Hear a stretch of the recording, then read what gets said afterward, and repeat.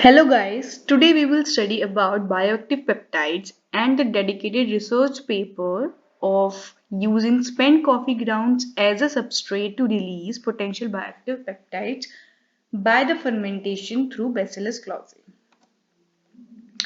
Firstly, what are bioactive peptides? They are protein fragments that are inactive in their precursor molecules but can be activated through in vitro enzymatic hydrolysis, in vivo gastrointestinal digestion, and by microbial fermentation. They are also termed as nutraceuticals. They are biomolecules derived from specific proteins composed of 2 to 20 amino acid subunits. Depending on their structure, composition, sequence, they can have a variety of biological properties, and those properties are antihypertensive, antimicrobial, antidiabetic, anticancerous, anti-inflammatory, immunomodulatory, antioxidant, and many more. Bioactive peptides. Because according to WHO, the disease that cause the highest death rates are cardiovascular diseases, cancer, chronic respiratory diseases, and diabetes. And bioactive peptides have that ability to prevent such diseases. Unlike macromolecular proteins, those are of high molecular weight and cannot be easily digested by our body. The bioactive peptides are of smaller molecular weight and can easily reach the circulatory system after being absorbed by intestinal epithelial cells through endocytosis, intercellular diffusion, or carrier protein transport. And dissatisfaction with modern medicine, sedentary lifestyle, and increasing health consciousness among people, they are more interested in using the naturally based, less processed foods. Substrates for the production of bioactive peptides. They can be animal-based products, processed dairy products, marine flesh, skin, bones, cells, plant-based materials, microorganisms, insect proteins, or cell culture proteins. Benefits of producing bioactive peptides.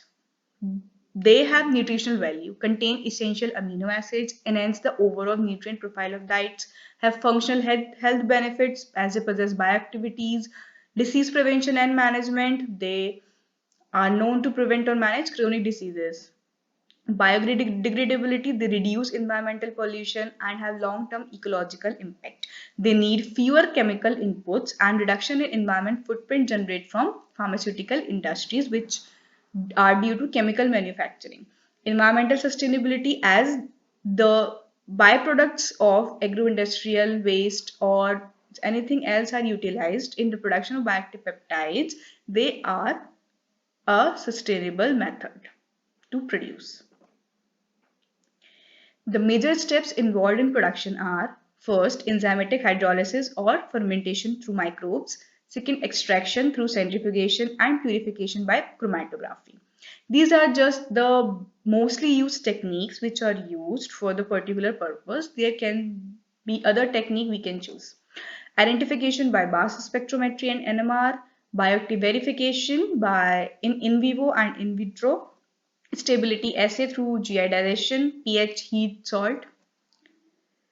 This is a detailed flowchart how bioactive peptides can be prepared and characterized. First can be direct extraction or enzymatic hydrolysis from the fermented foods. They can be purified and peptide fractions can be obtained, and their bioactivities can be determined and can be validated in vitro and in vivo, both the conditions, and their identification can be done by mass spectrometry, and those peptides can be obtained, can be chemically modified, and modified peptides can also be obtained, or those naturally extracted peptides can also be used. And in silico analysis can also be done by simulated enzymatic hydrolysis, and predicted peptides can be in silico analyzed by database search and molecular docking. Those peptides can be synthesis, which can have potential bioactivity. And these synthetic peptides will also be assessed for their bioactivities and stability assay. Characteristics of an ideal bioactive peptide. First, they should have proven biological activity. They should confer health benefits.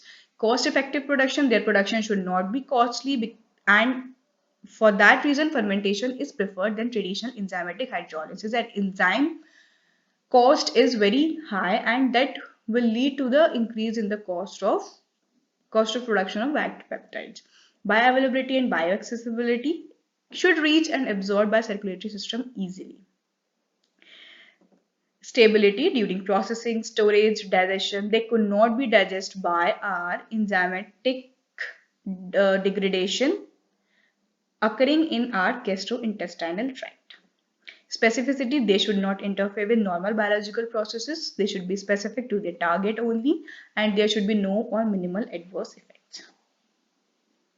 Challenges in the production of active peptides. In natural microbial fermented BAPs, the population is uncertain and species are extremely unstable, and complex matrix effects can be happen due to synergistic interactions which are in the normally fermented fruits due to presence of variety of microorganisms that is reduced drastically when isolated and purified alone. Altered activity due to secondary hydrolysis by GIT enzymes, and there is a huge difference between the tested lab in vitro conditions and the original in vivo conditions. And these challenges can be overcome by utilization of improved and enhanced strains by improvement and optimization of the strains and their substrates, strict control of fermentation conditions, sequence or structure modification can improve the stability or bioaccessibility, and bioavailability can be enhanced by appropriate encapsulation and delivery technology, so can they reach their appropriate target precisely and cannot interfere with other biological processes. Examples are these are some of examples. Their source, inoculation of microorganisms, sequence, and activity listed here. Research article I am going to discuss here is from the publishing house Elsevier, Journal LWT Food Science and Technology of year 2021, and has a site score of 9.6, impact factor 6. Title is Fermentation of Spent Coffee Grounds by Bacillus clausii induces release of potentially bioactive peptides. Spent coffee grounds. Here are some facts about it. The world's population drinks over 2.25 billion cups of coffee every day, and 9 million tons of ground coffee are brewed every year, resulting in an estimated 18 million tons of wet spent coffee grounds as a byproduct, and that is a huge amount. So these residues are considered as waste, of which 75% goes to landfills and causes greenhouse gases emissions, O2 depletion, soil acidification, eutrophication that negatively affect plant growth, surrounding soil, reduction in fresh water, death of aquatic life, etc. That and only 15% are used as fertilizers. And more possible uses of these spent coffee grounds can be biofuels, bioplastics, coffee logs, furniture, cutlery, hair and skin products, and potential bioactive peptides. Introduction.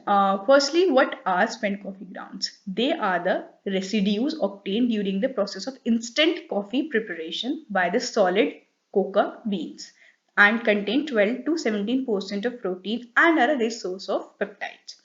This study aimed to obtain digested protein hydrolysates with potential bioactivity by Bacillus clausii from fermented HCG that produces alkaline proteases, which is the key enzyme that is used for the hydrolysis of the protein into peptide fragments. The fermentation process has increased the amount of total proteins, soluble proteins, and protein hydrolysates by 2.7, 2.2, and 1.4 respectively. And 7 peptides with high bioactive potential were isolated or obtained by the end of the research against oxidative stress, hypertension, and diabetes. Methodology was used. First, the HCG fermentation was done. The Arabica coffee beans residues were taken, which were moderately brewed, and they were allowed to ferment in trypticase soy broth at 37 degrees Celsius for 39 hours. Then protein and peptide characterization was done by using micro-Kildall system, and it is a technique for measuring nitrogen content in organic samples and involves 3 main steps, that is digestion, distillation, and titration. Then soluble protein extraction and separation was done by using fermented spent coffee grounds and non-fermenting. We have taken both because we have to compare the protein, hydrolysates or soluble protein content in non-fermented spent coffee grounds to fermented spent coffee grounds. They were dried, defatted by steeping, mixed, stirred, centrifuged, and pellets were washed until the supernatant was colorless and is suspended in extraction buffer. Then the soluble protein content was determined by spectrophotometric analysis using BSA as a standard, and they were stained by Comesi blue and separated by SDS page. This is the picture you can see here. The intensity of bands clearly show that the protein amount has been significantly increased in fermented spent coffee grounds. These heat shock proteins were obtained, and these are the globulin proteins, which are legumin-like proteins obtained and which on denaturing gives two polypeptides, one of 55 kilodalton, second of 32 kilodalton. First is basic form, second one is in acidic form. Then protein hydrolysates. They were defatted and pigmented proteins were hydrolyzed by sequential enzymatic in vitro digestion using pepsin and pancreatin so that they can be tested how they will be digested in our body. Their supernatant, thus hydrolysates, were separated by centrifugation, filtered, vacuum dried, and resuspended in buffer and quantified as previously said. Then this chromatogram was obtained, and you can see clearly the high peaks in fermented spent coffee grounds as compared to non-fermented. The peptides significantly increased in amount in both the comparisons. Now results and discussion. In this table, you can see this is the total protein content, which is more in fermented and less in non-fermented, similarly soluble protein and protein hydrolysates. And these physical and chemical properties from the spent coffee grounds were calculated by PepDraw tool. They are analyzed in silico. Okay, these experiments were not actually performed in lab, only by using the PepDraw tool. They were in silico analyzed of their properties. Now these 7 bioactive peptides, you can clearly see these were isolated and they have the score given here, and these probability of bioactivity of each peptide was predicted by peptide ranker, and these are the basically 3 activities of which 7 potential bioactive peptides were found and identified to exhibit antioxidant activity, angiotensin converting enzyme inhibitor activity, and dipeptidyl peptidase 4 inhibitor activity. Antioxidant activity, they are shown to scavenge free radicals present or generate during the respiration process. The angiotensin AC inhibitor activity, AC is the enzyme which is used to convert angiotensin 1 to angiotensin 2, and angiotensin 2 is the vasoconstrictor that constricts our blood vessels and increases the blood pressure in our body and causes hypertension. So these bioactive peptides, for example, this is used to inhibit the activity of ACE, and the angiotensin 2 will not form, hence our blood vessels will not be constrict and the blood pressure will not be high, and helps to reduce the blood pressure. Third is dipeptidyl peptidase 4 DP4 in DPP4. DPP4 is the enzyme which damages the hormones incretins, and incretins are the hormones which are needed to secrete the insulin, which are known to increase the production of the insulin in our body, which and insulin is used or insulin is used to decrease the amount of sugar level in our body when needed. So DPP4 inhibitor activity will destroy the DPP or inhibit their activity, so incretins will produce, enhance the secretion of insulin, and normally the blood sugar level will go down in our body. Limitations of the study are: there is no correlation found between the composition of protein hydrolysates with coffee variety, crop growing conditions, grain storage, lipid oxidation, loss of cellular structure can be happened when grains are stored. Seed viability can also play a big role, brewing method, fermentation conditions, etc.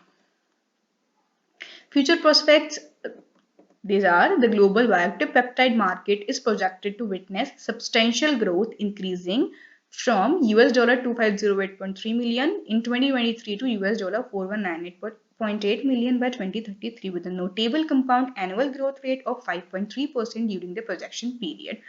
Next is circular economy, converting the agro-industrial waste, which spent coffee grounds are, to such compounds will effectively reduce the burden of waste disposal.